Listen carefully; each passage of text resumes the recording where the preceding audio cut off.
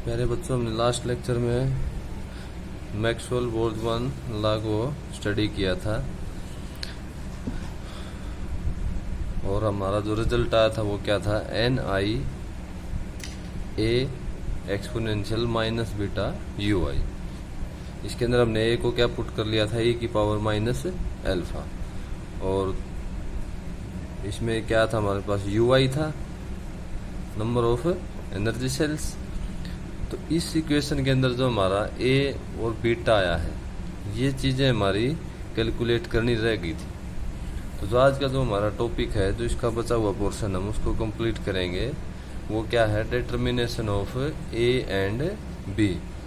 इसको बच्चों कई जगह एग्जाम में आप इसको बी भी लिख सकते हैं, हो सकता है एग्जाम में इसको बी लिखा मिल जाए, तो आप इसको बीटा ही समझना। Determination of A and B भी बोल सकते हो, ए एंड बीटा भी बोल सकते हो। तो ये रिजल्ट हमने निकाला था। एक आपको ध्यान रखना है छोटा सा, आपको एग्जाम में वो ये भी कह सकता है कि ये शो करो आप। तो ये क्या है, हमने इसी को क्या किया है, देखो एन आई था और ये क्या था, ए की वैल्यू क्या है, ए की पावर माइनस एल्फा, और साथ में क्या है, एक्सपोनेंशियल ए की पावर माइनस बीटा यू आई। तो हमने क्या कर लिया, इसको नीचे लिख लिया 1 बाई करके। तो 1 अपॉन होगा तो दोनों का बेस सेम है, तो क्या आ जाएगा, ई की पावर एल्फा प्लस में बीटा यू आई। तो वो अगर ये कह दे कि ये शो करके दिखाओ, तो भी आपको ये एक्सप्रेशन करना है। और दूसरा अगर ये कह दे एन आई इक्वल टू जी आई और में एक्सपोनेंशियल एल्फा प्लस में बीटा यू आई, तो ये भी बच्चों यही है। इसमें सिर्फ क्या फर्क है कि जी आई का, जी आई क्या होता है आपका, इसको बोलते हैं डीजेनरेसी। डीजेनरेसी क्या होती है बच्चों, आपका कोई भी जो एनर्जी लेवल होता है उसके अंदर सब लेवल होते हैं। यहाँ हमने इसको, इस जी आई की वैल्यू को क्या माना है इस केस में 1, कि जो आपका एनर्जी लेवल है उसमें कोई भी सब एनर्जी लेवल नहीं है। लेकिन क्या होता है, आगे जो नेक्स्ट स्टैटिक्स करेंगे उसमें इसका यूज होगा। तो जी आई क्या होता है, सब एनर्जी सब लेवल्स होते हैं, और इसकी वैल्यू हमने मैक्सवेल बोल्ट्जमैन स्टैटिस्टिक्स में 1 मानी है, इसलिए इसको हम छोड़ के चल रहे थे। तो चाहे वो ये पूछ ले आपसे एग्जाम में, चाहे ये पूछ ले, चाहे ये पूछ ले, तीनों में आपको बोल्ट्जमैन स्टैटिस्टिक्स ही करनी है, ठीक है। अब ये जो हमारा थोड़ा सा बचा हुआ पोर्शन है, हम इसको देख लेते हैं एक बार। ए और बी को डिटरमाइन करना है। तो हमारे पास एन आई की वैल्यू आ गई थी। अब क्या कहता है कि total number of particle in the system is constant. तो जो रिजल्ट हमारा आया था, उस रिजल्ट से हम क्या लिख सकते हैं कि जो एन होगा वो क्या आपका समेसन एन आई, और एन आई की वैल्यू हमने निकाल ली थी A exponential minus beta U I. A को बाहर निकाल लेंगे, अंदर क्या रह जाएगा आपका, exponential minus beta U I. अब आगे क्या किया हमने, ये तो टर्म है आपकी summation exponential minus beta U I, इसको क्या पुट कर दिया जेड। ये पूरी टर्म क्या है आपकी, सम ऑफ ऑल स्टेट्स, क्योंकि ये स्टेट्स हैं बच्चों। यू आई क्या आपका एनर्जी लेवल है, तो समेशन में क्या कर लिया, सभी स्टेट्स आ गई हमारी, आई इक्वल टू 1 से लेकर जहां तक आपकी हैं सभी स्टेट्स आ जाएंगे। तो इसको हमने क्या लिख दिया, सम ऑफ ऑल स्टेट्स। और यहाँ से ए क्या लिख सकते हो, एन बाय जेड। इस ए की वैल्यू आप रिजल्ट में पुट कर दो इसमें, तो आपके पास एन आई की वैल्यू क्या आ जाएगी, N I equal to N Z into में exponential minus beta U I. Exponential minus beta U I को हम क्या बोलते हैं, बोल्ट्जमैन्स फैक्टर। अब क्या करना है हमें, बी को डिटरमाइन करना है। ए तो हमारा क्या आ गया, एन बाय जेड। अब वैल्यू निकालनी है हमें बी की। इसके लिए आपको थोड़ा सा एक लॉ याद करना पड़ेगा, आपको ध्यान करना पड़ेगा, थर्मोडायनेमिक्स का सेकंड लॉ, उसका यूज करके हम इसको निकालेंगे। तो ये कह रहा है कि कोई भी हमारे पास सिस्टम है जिसके अंदर क्या है, एन मॉलिक्यूल्स हैं और उसकी वॉल्यूम क्या है, कांस्टेंट है, और उसको हमने वी से दिखाया है। तो हम उस सिस्टम के अंदर क्या करेंगे, डी क्यू हीट सप्लाई करेंगे। तो बच्चों कोई भी सिस्टम है, उसकी वॉल्यूम कांस्टेंट है, उसके अंदर पार्टिकल हैं, मॉलिक्यूल हैं, अगर उसको हम हीट सप्लाई करेंगे तो क्या होगा, हीट गेन करने के बाद जो पार्टिकल है आपका क्या होगा, एनर्जी गेन करेगा। एनर्जी गेन करेगा तो क्या होगा, वो जो लोअर एनर्जी लेवल में है, मान लिया इस एनर्जी लेवल में है कोई पार्टिकल और उसको हमने बाहर से क्या दे दी, हीट दे दी, तो वो हीट लेने के बाद क्या उसकी एनर्जी बढ़ जाएगी और वो इस एनर्जी लेवल में चला जाएगा। यानी कि हर एनर्जी लेवल में जो चेंज इन नंबर है वो क्या आपके चेंज हो जाएंगे due to the heat supplied from outside. तो इसकी वैल्यू होती है डी क्यू की, जो हीट बार से सप्लाई हुई है उसको हम क्या लिखते हैं, टी डी एस। ये क्या था आपका थर्मोडायनेमिक्स का सेकंड लॉ, तो ये आपको ध्यान रखना है यहाँ पे। तो यहाँ से बच्चों आप डी एस लिख सकते हो डी यू बाई टी, क्योंकि डी यू भी क्या है आपकी हीट है ये। इसको इसके बाद क्या करना आपको, यहाँ से डी एस लिख लोगे आप, डी एस की वैल्यू क्या आ जाएगी, D you by T. S क्या है, एंट्रोपी है आपकी, अगर आपको ला ध्यान है तो वो ध्यान रखना पड़ेगा।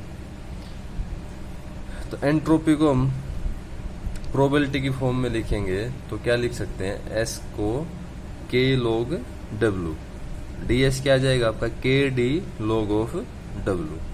अब ये जो डी लॉग डब्ल्यू है इसकी वैल्यू बच्चों हमने जो लास्ट लेक्चर उस दिन बनाया था उसके अंदर हमने इसकी वैल्यू निकाली थी। कैसे निकाली थी, स्टर्लिंग फॉर्मूला का यूज करके। तो ये आगे के तो आपका कांस्टेंट है, पहले क्या बताया था मैंने, लॉग डब्ल्यू को सोल्व करना है, फिर इसका क्या करना हमें डी करना।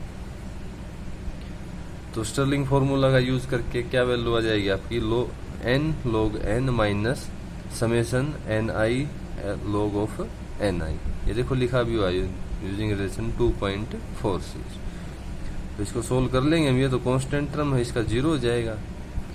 और इधर क्या है आपका N I log of N I, इसको u इंटू वी से क्या कर लोगे आप, फॉर्मूला लगाओगे इस पे, इसका क्या डिफरेंशिएशन, ये टर्म आपकी एज इट इज। फिर क्या होगा एन आई जो आपका वो एज इट इज और लॉग ऑफ एन आई का डिफरेंशिएशन।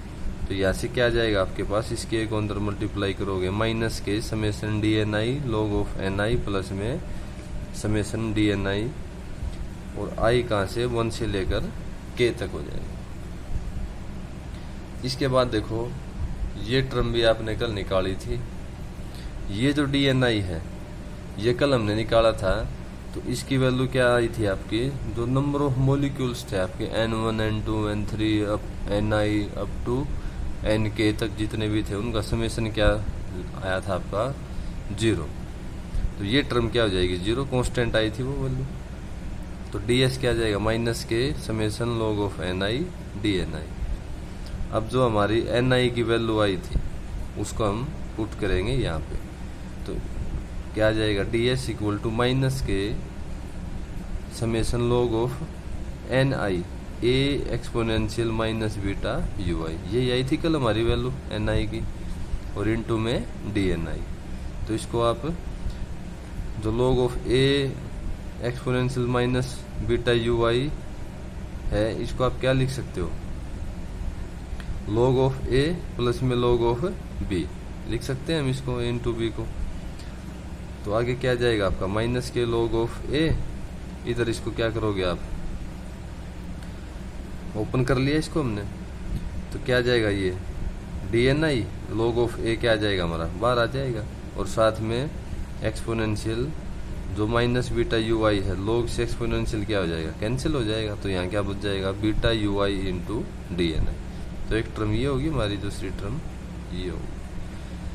अब देखो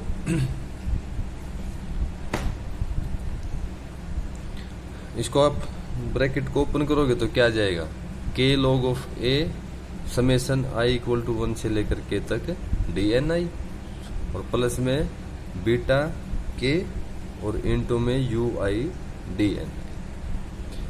अब देखो जो dNi था ये भी हम कल जान चुके हैं, इसकी वैल्यू क्या आई थी 0 आई थी, और जो आपका ui dNi था वो क्या था आपका du था।